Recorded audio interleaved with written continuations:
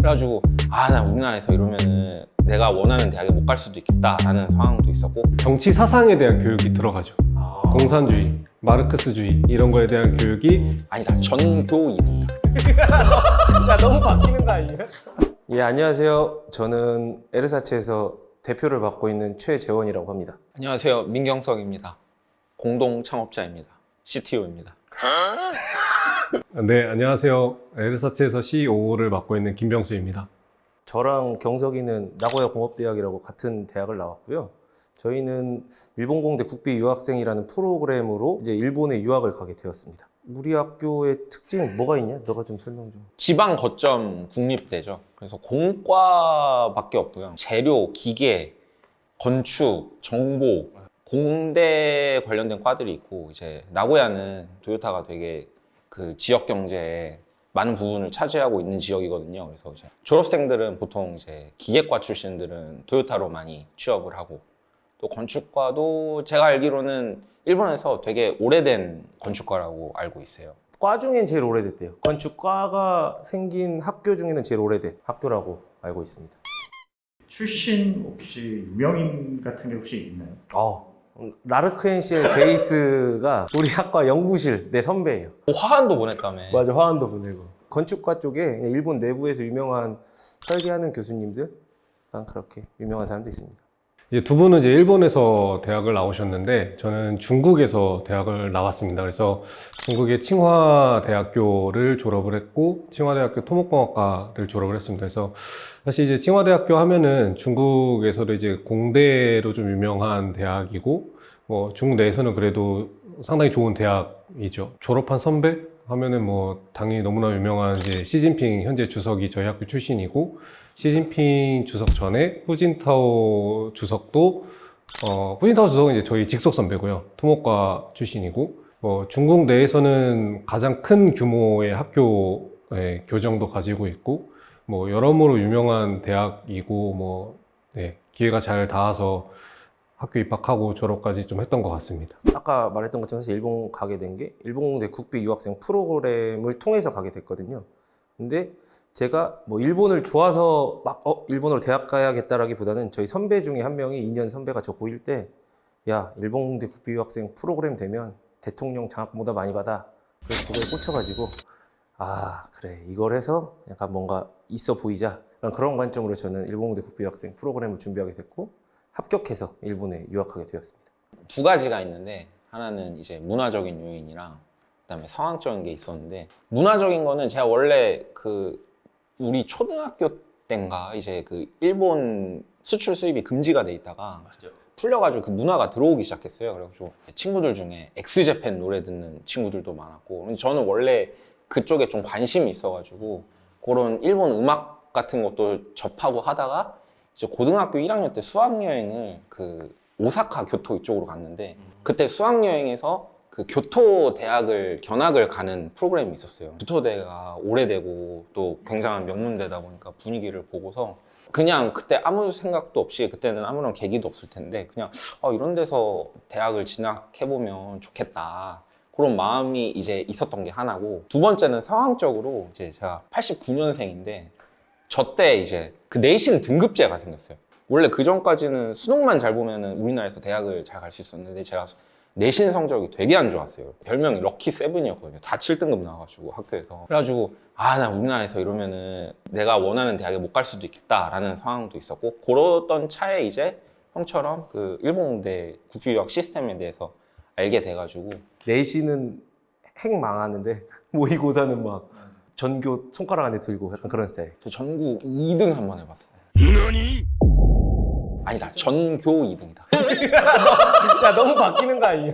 아니 전국은 뭐 한 30 몇 등이었던 것 같아요. 그때 대성 모의고사 이런 거. 두 분은 국비셨는데 저는 자비였습니다. 네, 자비로 유학을 갔고요. 흔히 이제 제가 중국 유학 했다고 하면은 이제 뭐 많은 분들이 혹시 뭐 도피 유학 간 거 아니냐 뭐 이런 얘기 하시는데, 도피 유학은 아니었고 고등학교 때부터 중국으로 유학을 갔었고, 유학을 가게 된 계기는 이제 저희 아버지께서 먼저 사업하시기 위해서 중국에 저보다 1년 정도 먼저 가 계시면서 보셨던 것 같아요. 뭘 보셨는지 모르겠지만 뭔가 그런 중국에서 가능성 이런 걸 좀 보시고 중국 유학을 한번 해보지 않겠냐, 권유를 해주셔서 그때 이제 고등학교 때 1학년 1학기도 채 못 마치고 이제 중국을 바로 넘어가서 중국에서 이제 어학연수 하고 고등학교 다니고 이제 대학까지 가게 된 케이스고요. 사실 이제 지역 자체도 북경에서 처음 고등학교 생활을 했던 건 아니라서 중국도 그렇고 한국도 그렇지만 이제 잘 되려면 그 나라 수도에 가서 공부를 해야 될 것 같다는 생각을 했었고 수도에 가서 공부를 하려고 하니 어느 대학을 가는 게 좋을까 하다가 그래도 이왕이면은 좋은 대학교 가는 게 좋겠다 해서 이제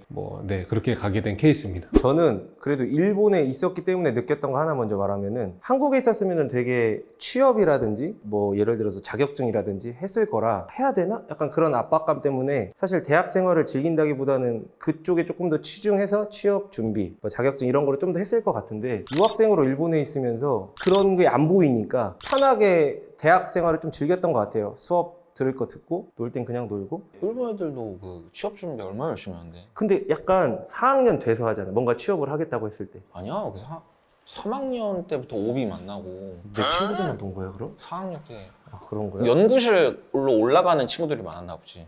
우리 이제 다 석사를 갔어. 그러니까 석사를 안 가면은 일본 애들 취업 엄청 열심히 합니다. 근데 취업률이 우리나라보다 좀 낮긴 하지. 왜냐면은 그 아까 말씀드린 것처럼 그 도요타랑 연계가 돼 있어가지고. 그 당시만 해도 제 친구들한테 물어보면 4학년 때 연구실 들어가는 친구는 대학원 갈 사람 말고는 없었어요. 근데 일본은 4학년 때는 무조건 다 연구실 가는 거거든요. 1, 2, 3학년까지 커리큘럼을 받다가 4학년 때는 그 어느 교수님 소속으로 들어가는 거예요.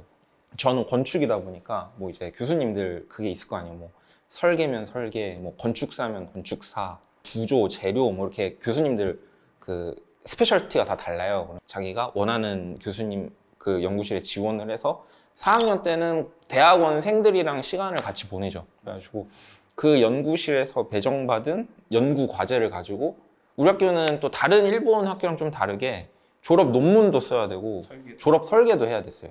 4학년 때는 뭐 거의 졸업 설계랑 졸업 연구하면서 보내고 그 다음에 졸업을 하게 되죠. 저는 이제 내진 설계 구조 쪽에 특화되어 있는 연구실을 들어갔는데 좋았던 게 석사과정생, 박사과정생하고 우리나라로 치면 한 중견 업체랑 같이 콜라보해서 대학교 한 3개 정도랑 같이 공동 연구를 많이 했어요. 왜냐면 내진 설계다 보니까 실제 만들고 부셔야 되는데 그런 게 돈이 많이 들다 보니까 한 2개 대학의 그 중견 업체 합쳐서 3개가 같이 논문 쓰고 이런 게 있었는데 그거를 4학년 때부터 부시고 실험하고 경험하고 했던 거는 되게 좋았던 경험이었다? 약간 다르다? 이거는 그게 조금 다르지 않나 라는 생각을 합니다. 일단 중국 같은 경우에 가장 큰 차이점은 대학교를 입학을 딱 확정을 짓고 나면 9월 학기거든요, 중국은. 그래서 9월부터 학기가 시작이 되는데 그 전에 4주 동안 군사훈련을 받습니다. 실제 군사훈련처럼 이제 군복, 중국 그 인민군 군복을 입고 4주 동안 이제 구보도 뛰고 뭐 훈련도 받고 하는데 그걸 이제 군사훈련에 이제 중국어로 쭌쥘이라고 하는데 그때 이제 사실 이제 여학생들 같은 경우는 고등학교 때까지 정말 청와대로 오기 위해서 공부만 했던 친구들이라 체력이 약한 친구들 같은 경우에는 뭐 힘들어서 쓰러지기도 하고 그래서 이제 그런 과정들을 겪게 되고 다만 이제 유학생은 그 군사훈련에 참여하지는 않아도 돼요. 그건 필수는 아니고 필수가 아니라기보다 그냥 유학생 아예 껴주질 않죠. 뭐예요, 그럼 유학생? 그냥 유학생은 9월까지 기다리다가 9월달에 입학하는 거죠. 뭐 학교 안에서 근데 그런 건 없나요? 뭐 이렇게 군사훈련도 안 받는 거 약간 이제 다행히 이제 그런 건 없었는데 왜냐면 이제 특히 한국인 유학생들이 좀 많은 비중을 차지하는데 한국인 유학생들은 다 군대를 가야 된다는 거를 중국 친구들도 알고 있기 때문에 이제 그런 거는 딱히 없었고요. 우리는 거꾸로죠. 그러니까 일본은 군대를 안 가니까 맞아. 이제 저는 복학하고 나서 썰 엄청 풀어줘요. 일본은 엄청 좋아해. 나 장난 아니었어요. 나도 맨날 채군 4학년 졸업하고 어디 가? 그러면 대학원 가? 막 물어보면 아니 나 군대 가야 되면 회의 기가냐고 맨날 맞아. 그런 거 되게 신기했었어. 네, 그리고 좀 더 특이한 다른 거라고 하면은 정치 사상에 대한 교육이 들어가죠. 공산주의, 마르크스주의 이런 거에 대한 교육이 필수 과목이고 중국 친구들한테는 이제 유학생들은 필수는 아닙니다. 들으려면 들을 수는 있지만 굳이 듣지 않아도 되고 일단 중국 친구들은 4년 동안 기숙사 생활을 무조건 해야 되고요. 그 다음에 11시 소등이 있습니다. 기숙사에. 1학년 때까지는 개인 노트북을 아예 가져올 수 없고요. 그러다 보니까 사실 저도 이제 학교에서 기숙사 생활을 했었고, 그러니까 중국 친구들하고 교류할 수 있는 기회가 되게 많았어요. 무조건 학교 안에서 살아야 되니까, 뭐 중국 친구들 기숙사는 따로 있지만, 그 친구들 기숙사에 가서 같이 놀고 이러면서 또 많이 친해질 수 있었던 계기가 있었고, 그다음에 중국 친구들은 우리나라 MT나 OT 같은 문화가 전혀 없어요. 그래서 4년 동안 술 먹는 걸 한 번도 못 봤어요. 졸업이 확정되고 졸업 논문이 마무리되니까 그때 술을 먹더라고요. 그래서 저는 중국 친구들하고 같이 술을 먹어본 게 4학년 때 졸업 논문 쓰고 나서, 그때 이제 같이 졸업 여행도 가고, 그때 이제 학교 안에 있는 뭐 꼬치집에서 술도 같이 먹고, 그 전까지는 뭐 술을 먹는다라는 개념 자체는 그 친구들이 아예 없었고, 이것도 좀 다른 점이랑 다른 점인데, 아침 8시에 학교 도서관이 문을 열어요. 아침 8시에 학교 도서관 가면 애들이 이미 줄을 서 있어요. 자리 맡으려고. 그리고 8시에 들어가서 자리를 맡고 공부를 하다가 수업이 있으면 수업 가서 듣고 다시 와서 공부하고, 저희 학교가 밤 10시가 되면 학교 안에 모든 그 강의실에서 이제 노래가 틀어져요. 이제는 우리가 헤어져야 할 시간 같은 노래가 틀어져요. 그럼 그때는 다 기숙사로 가야 돼요. 왜냐면 11시 소등이 있기 때문에. 그러면 4년 동안 아침 8시부터 밤 10시까지 공부하는 걸 계속해요. 적어도 저희 과에 제가 봤던 친구들. 건강하겠다. 잠도 잘 11시부터는 자야 하니까. 이제 그런 모습들을 옆에서 보니까, 아, 이 친구들하고 내가 경쟁해야 될 상대가 아니겠구나. 이런 생각을 좀 했었고, 그래서 그때 좀 많이, 뭐랄까, 좀 많이 배웠던 것 같아요. 견문도 좀 넓혀주고, 이런 친구들이 중국 내에서 좋은 대학에서 졸업을 해서 사회에 나가고, 그래서 중국이 뭔가 좀 더 이런 발전들을 빠르게 이룰 수 있는 것도 뭐 그런 부분에 기인을 하겠구나라는 생각도 들었고. 그때 도읍구 대지진이 일어났거든요. 도읍구의 피해 조사를 직접 봤었어요. 수도권에서 먹으니까 구나요. 저기 산 보이지? 저 산을 우리가 측량해야 돼.